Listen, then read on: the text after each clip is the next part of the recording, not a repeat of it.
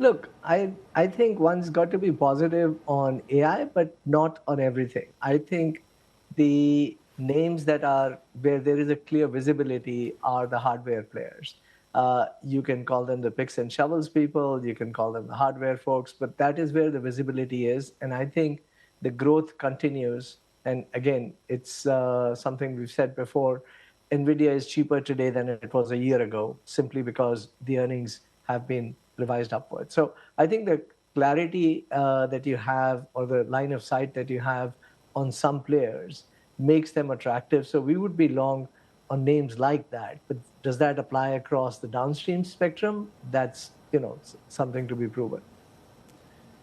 Can I ask you, because, and I'm not disparaging the amount of capex that these companies are spending. No one wants to get left behind in the AI race. But in your mind, when you look at it, right, do you have any kind of fear that it could be, in some respects, at the very least, misallocation of capital? Because you keep that cash on the balance sheet, you're guaranteed, 5, 6, 7%.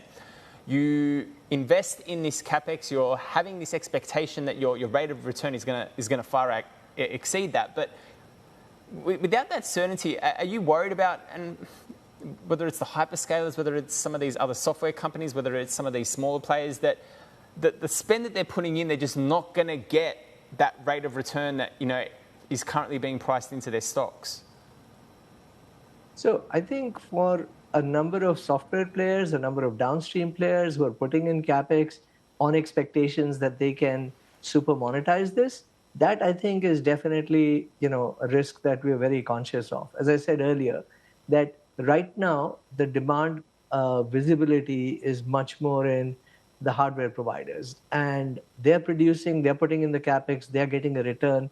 There's a visibility in that, and that's the part which we of the AI spectrum that we like. But can you really monetize with all the capex that's going in, especially for the downstream application software players?